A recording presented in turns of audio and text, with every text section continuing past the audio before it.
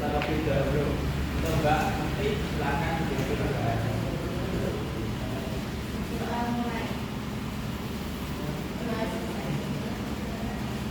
Oke. Jadi ini siapa yang sudah masuk? Berapa orang? 4. Ya.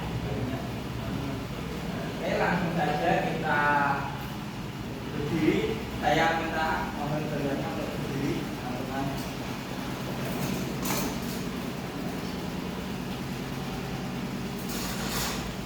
Oke, di sini ikuti instruksi saya ya. Kalau saya bilang hai, kalian dulu. Mengerti? Kalau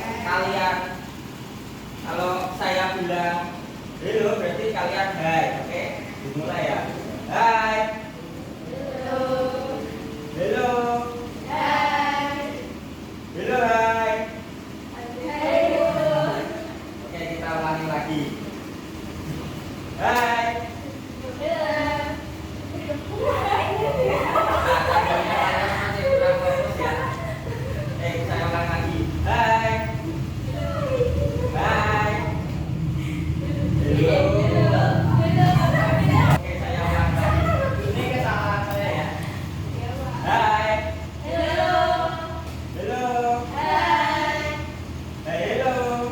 Halo. Ya, tandanya kalian sudah fokus. Sekarang saya punya soal nih buat kalian. Tulis istilahnya.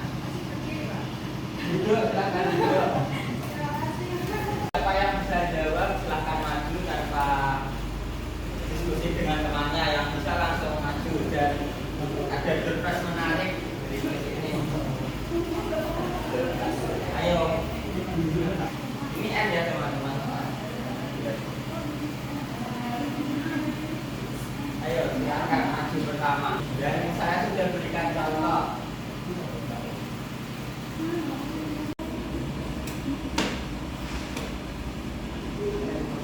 Oke, betul sekali. Ini buat Mbak Nala. Ya, dari soal ini kata kuncinya adalah harus hafal ABCD ya teman-teman.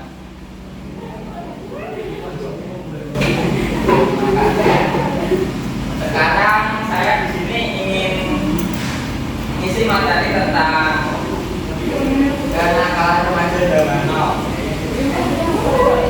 Langsung saja ya teman-teman. Ayo fokus.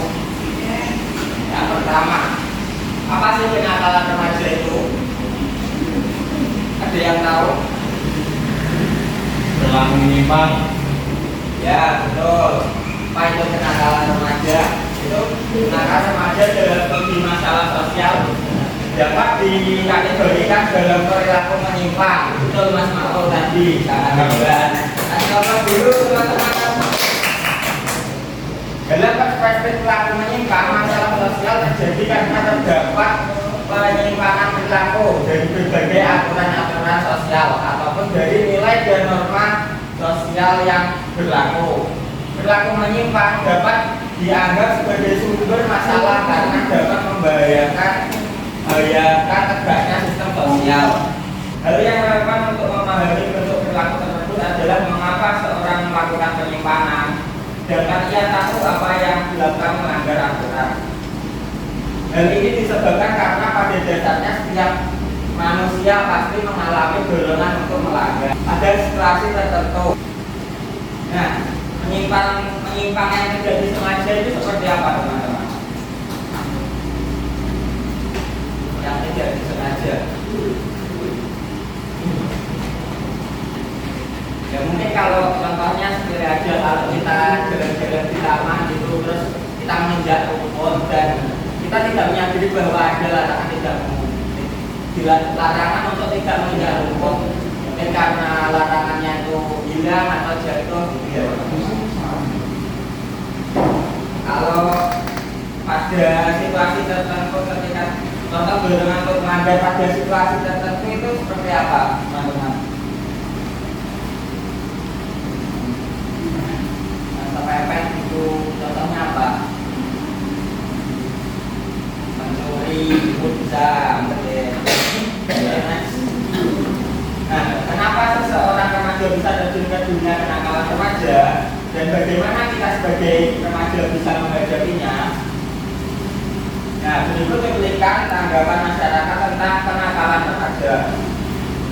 Aksi kriminal yang dilakukan para remaja belakangan ini yang mengkhawatirkan sebenarnya orang menyebabkan kereta menggunakan penganiayaan dan perkembangan ini mulai dari remaja yang di bawah dengan remaja yang di atas yang terakhir yang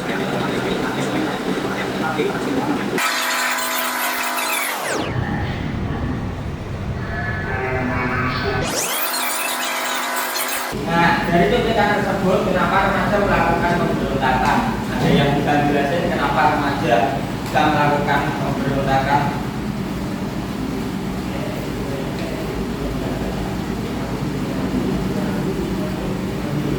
Ada yang bisa dijelasin kenapa remaja melakukan pemberontakan? Ya, langsung saja. Ada 3 hal yang berperan penting dalam hal ini. Yang pertama adalah keluarga. Nah, faktor orang tua sangat penting. Bagaimana orang mendidik anak sejak kecil, bagaimana cara mendidiknya, ketidakpedulian agama dan iman menyebabkan faktor dari kenakalan anak. Ketika orang tua otoriter, apa itu otoriter? Jangan tahu otoriter itu apa? Otoriter itu adalah sewenang-wenangan, harus menurut apa yang diperintah ya teman-teman. Nah, ketika orang tua otoriter, maka yang kita sebut sebagai kenakalan remaja akan muncul dalam artian ingin memberontak.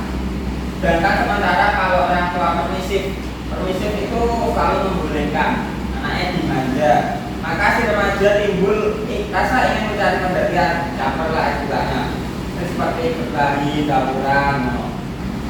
Remaja malah akan mencari-cari perhatian dengan segala tingkah lakunya dan kemungkinan besar menjurus ke kenakalan remaja. Dan yang kedua ada pergaulan, tekanan teman, bahkan sahabat. Apakah itu yang namanya rasa solidaritas, ingin diterima dan sebagai pelarian benar-benar aku untuk mencuatkan kenakalan remaja, yaitu perilaku menyimpang yang dilakukan oleh remaja. Kalau di dalam keluarga, remaja memberontak atau mencari perhatian yang menjerumus ke tindakan kenakalan remaja. Ada remaja itu sendiri, jadi remaja itu sendiri. Pada hakikatnya apa yang dilakukan oleh seorang remaja ketika mencoba menarik perhatian dari orang tua. Nah, perilaku kenakalan remaja bisa disebabkan oleh faktor dari remaja itu sendiri, internal maupun faktor dari luar eksternal.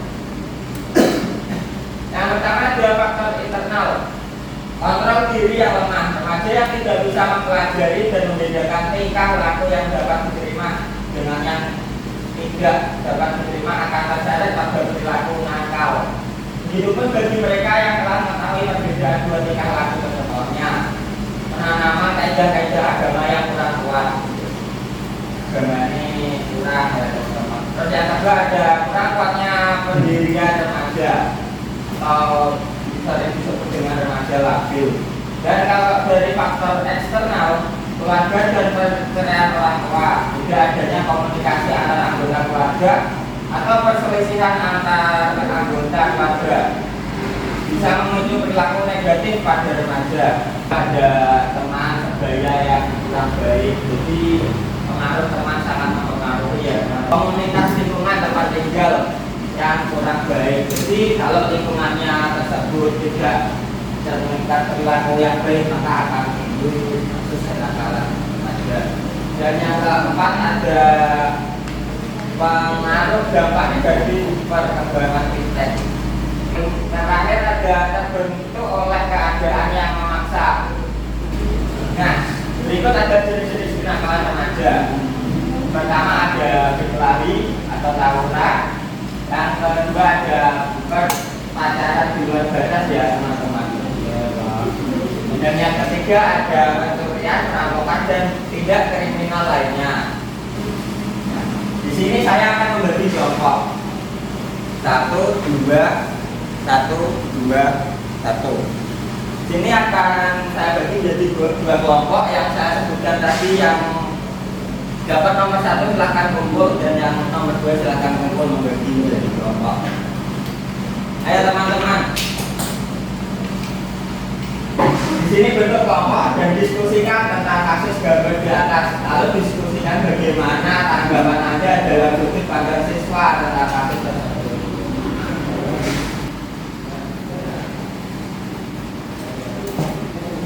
Mana ini kelompoknya? Ini kelompok berapa?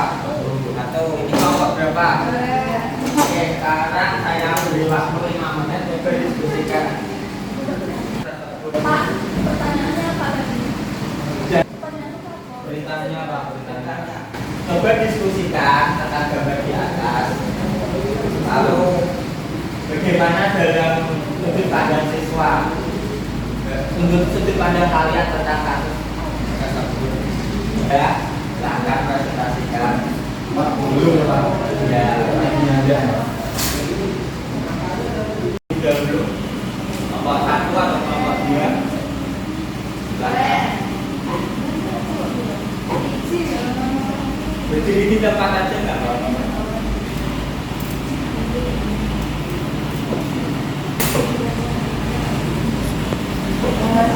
Menurut tanggapan kelompok kami gambar tersebut mendeskripsikan tawuran ya Pak ini. Tawuran di kalangan remaja itu memiliki dampak yang signifikan dan beragam baik dari segi fisik, psikologi, sosial maupun akademis. Adapun dampak tawuran pada remaja secara fisik itu mungkin cedera, kesehatan, kalau dampak secara psikologisnya trauma, perilaku agresif, dan dampak sosialnya hubungan dengan orang tua dan guru, hubungan sosial. Mungkin itu yang dapat kami sampaikan. Kalau dari segi siswanya itu akan gangguan psikologisnya kena apa enggak? Kalau menurut Anda? Iya, tadi kan saya sudah menyampaikan Pak. Gimana? Seperti trauma atau perilaku agresif. Gitu. Oke, kelompok 1 ingin mencuatkan kalau Oke, baik Pak. Di sini saya merupakan dari kelompok 1. Dia punya sedikit mengungkapkan pendapat kami tentang gambar yang tadi Pak. Di situ sudah jelas bahwasannya itu adalah sekumpulan remaja yang sedang tawuran ya Pak. ya. Oke. Seperti yang tadi sudah disampaikan kelompok 2, sebenarnya mirip-mirip dengan kami. Selain tawuran bisa berdampak fisik, mungkin juga bisa berdampak pada psikologis. Maksudnya di sini adalah psikologis itu bahwasanya pasti setelah remaja tersebut tawuran, dia akan mengalami apa ya? Trauma. Jadi dia itu kurang merasa aman. Mungkin seperti itu, seperti dihantui rasa ketakutan, begitu Pak. Seharusnya juga kita sebagai remaja bisa lebih mengisi kegiatan kita dengan yang lebih positif. Misalnya kita bisa ikut kegiatan ekstrakurikuler kan banyak, seperti olahraga, ikut futsal atau yang lain sebagainya Pak. Seperti itu. Dari kesimpulan tersebut, tawuran sama sekali bukan hal yang positif ya teman-teman. Karena bukan sekedar kenakalan remaja, biasa melainkan perbuatan kriminal yang dapat membahayakan baik di masyarakat maupun dari remaja itu sendiri. Nah, dan apa yang didapat dari kasus tawuran tersebut?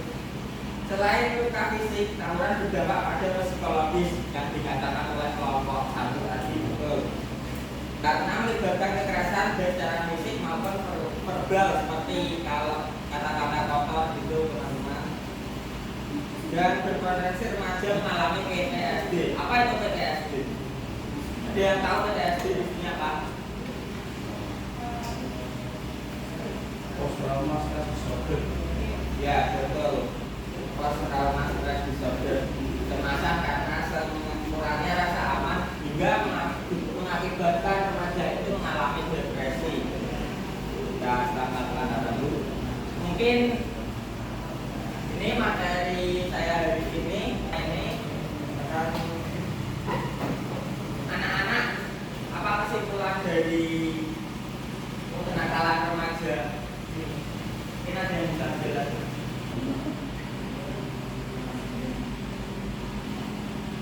Apa ini dari kenakalan remaja ini? Mungkin Mbak Uti ingin menjelaskan kesimpulan dari materi kita hari ini. Mungkin kalau misalnya saya ambil itu berulang. Jadi penanggalan mahasiswa saya bagi masukan baca karena bisa menyebabkan penyimpangan gitu. Ya banyak menurutnya banyak bahaya yang bisa dirasakan Betul sekali. Ini intinya ini adalah tindakan remaja adalah perilaku menyimpang yang